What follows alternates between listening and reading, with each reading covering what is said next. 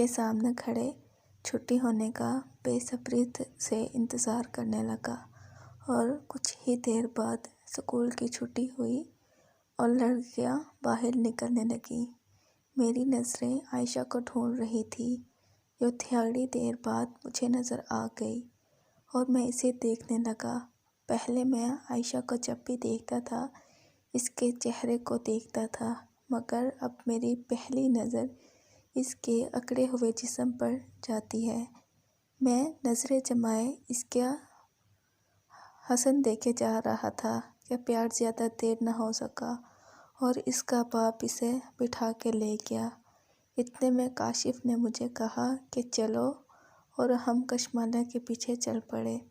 ابھی میں نے کشمالہ کو نہیں دیکھا ہوا تھا، بس سامنے جاتی لڑکی کشمالہ ہے، وہ بھی جانتی تھی کہ پیچھے کاشف آ رہا ہے۔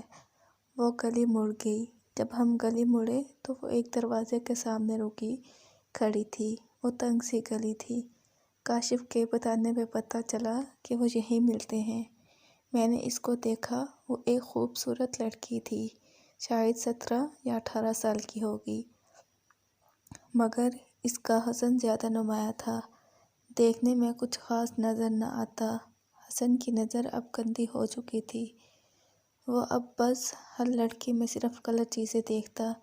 کاشف کشمالہ سے جا کے ملا۔ سلام کے بعد اس نے کشمالہ سے حسن کا تعارف کروایا اور اس چھوٹی سی ملاقات کا اینڈ ہوا اور ہم واپس چل پڑے۔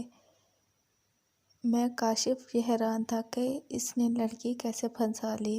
کاشف سے حسن نے پوچھا کہ وہ ایسے ہی ملتے ہیں، تو کاشف نے اسے بتایا کہ ہاں، وہ بس کچھ ہی ٹائم تھوڑی باتیں کرتے اور بس، کیونکہ گلی میں کسی سے پکڑے جانے کا ڈر بھی ہوتا ہے۔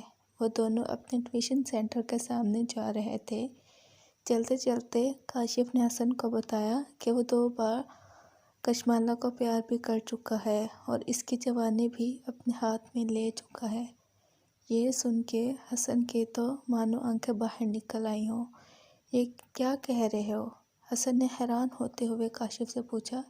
کاشف بھائی، تمہیں کیا پتا کہ لڑکی کو چھوڑنے کا کیا لطف ہے؟ تم کو پاگل ہو جاؤ۔ اب سے حسن کے دماغ میں ایک نئی چیز آپ کی تھی کہ اب کسی لڑکی کو چھونا ہے۔ روز کے جیسے آج بھی وہ کھانا کھاتے ہوئے اپنی بہن زینب سے کچھ خاص بات نہیں کر رہا تھا۔ وہ زینب حسن کے رویے سے پریشان تھی، مگر کچھ بولنا نہیں چاہتی تھی۔ کھانا کھا کے زینب اپنے کمرے میں چلی گئی اور حسن اپنے بستر پر لیٹا آج پیار کرنے کو تیار تھا۔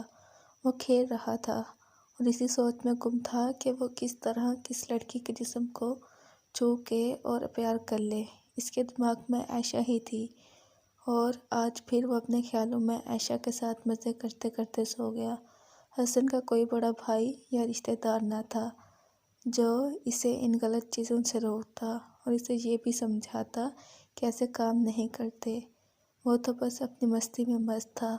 اگلا دن بھی معمول کے جیسے حسن اسکول جا چکا تھا اور اس کی بڑی بہن زینب اس کے کپڑے باتھ روم سے اٹھا کے اس کے کمرے میں رکھ آئی۔ جیسے ہی وہ صحن میں پہنچی، اسے کچھ خیال آیا اور وہ بھائی کے کمرے میں دوبارہ پلٹ گئی۔ زینب یہ جاننا چاہتی تھی کہ کہیں آج بھی تو بھائی کے کپڑے گندے تو نہیں۔ جب اس نے شلوار اٹھا کے دیکھی تو وہی ہوا، سامنے ایک بڑا دھبا لگا ہوتا۔ حسن کے کپڑے اٹھائے واش روم میں آ بیٹھتی ہے۔ آج پھر اس کا دل اس دھبے کو دیکھ کے خراب ہو رہا تھا۔ وہ آج پھر اس کو اپنی ناک پر لگائے سونگھنے لگی اور اسے ایک عجیب سی لذت ملنے لگی اور اس کے دماغ میں ایک عجیب کشمکش تھی کہ وہ ایسا کیوں کر رہی، مگر ایسا کرنے سے خود کو روک بھی نہیں پا رہی تھی۔ بہت دیر اس کو دیکھے جا رہی تھی۔ اس کے بعد اب وہ انجانے میں ایک ہاتھ گھونسلے پہ رکھے اسے دیکھنے لگی۔ زینب نے یہ والا کام آج سے 1 سال پہلے کیا، جب رات کو اس نے اپنے باپ کو اپنی ماں کو پیار کرتے دیکھا۔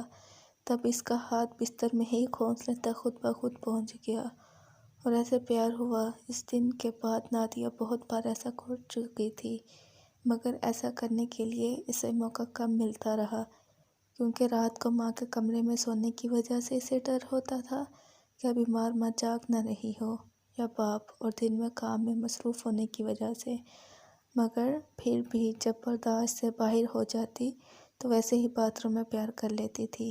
جب کبھی مستی سوار ہوتی جا رہی تھی، وہ اپنے سوچنے سمجھنے کی صلاحیت کھو رہی تھی۔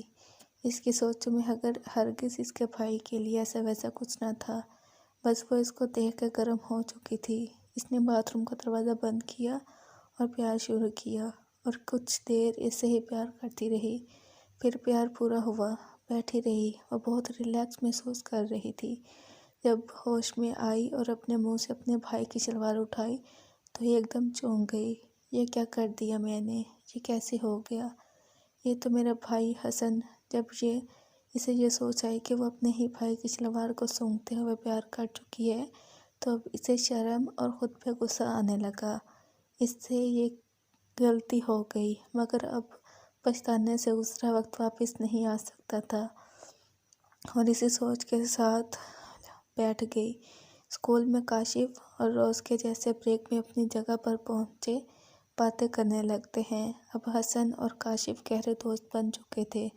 اس سے پہلے وہ دونوں صرف ایک کلاس فیلو تھے، اور حسن ہمیشہ کاشف اور اس کے گروپ کے آوارہ لڑکوں سے دور رہتا تھا، مگر اب وہ بھی تقریباً ان جیسا بن چکا تھا۔ حسن اور کاشف روز کے جیسے پیار اور لڑکیوں کی باتوں میں مشغول تھے کہ کاشف نے حسن سے پوچھا کہ وہ پیار کرتے ہوئے عائشہ کو کیسے پیار کرتے ہوئے سوچتا ہے۔ حسن، جس نے آج تک پیار نہیں دیکھا تھا، بولنے لگا کہ وہ عائشہ کو اس کے گالوں پہ دیکھتے پیار کرتا تھا۔ کاشف کو کچھ یاد آیا، وہ بولا، آج تو بدھ ہے۔ حسن اس کی یہ بات سن کے بولا، ہاں بدھ ہے تو کیا ہوا؟ کاشف اچانک سوچ میں پڑ گیا۔ حسن اسے سوچوں میں ڈوبا دیکھ کر اسے پوچھنے لگا، مگر کاشف اسے بتانے سے کترا رہا تھا، اور پھر حسن کے بے تحاشا اصرار پر بولا، یار میں نے تمہیں بتانا تھا کہ ہم کبھی کبھی احمد کے گھر جا کے فلم ویڈیو دیکھتے ہیں، اور آج بدھ ہے اور احمد نے پرسوں ہم دوستوں کو بلایا تھا۔ بدھ والے دن اس کی امی اور ابو کسی شادی میں جا رہے ہیں، میں ان کے ساتھ نہ جانے کا کہا ہے تاکہ ہم دوست مل کے فلم دیکھ سکیں، اور آج چھٹی کے بعد مجھے ادھر جانا ہے تو میں بھی جاتا، پر میرے دوست نہیں مانیں گے کیونکہ ہم اپنے گروپ کے سوا اس طرح کسی کو نہیں لے کے جاتے۔ کاشف کی یہ بات سن کر حسن برا محسوس کرنے لگا، اور وہ جستجو میں آ کے کاشف کی منتیں کرنے لگا کہ وہ اسے بھی ساتھ لے کے جائے۔ کاشف نے حسن کو کہا، چھٹی کے وقت وہ احمد اور باقی گروپ کے دوستوں سے بات کرنے گا۔ حسن کو اب بے صبری سے چھٹی کا انتظار تھا، وہ بھی دیکھنا چاہتا تھا کہ آخر اس فلم میں کیا ہوگا اور کیسے ہوگا، اور آخر چھٹی کا وقت ہوا تو حسن اور کاشف اسکول کے باہر دوسرے دوستوں کا انتظار کرنے لگے۔ جب سب آ گئے اور انہوں نے حسن کو دیکھا تو ایک دوسرے کی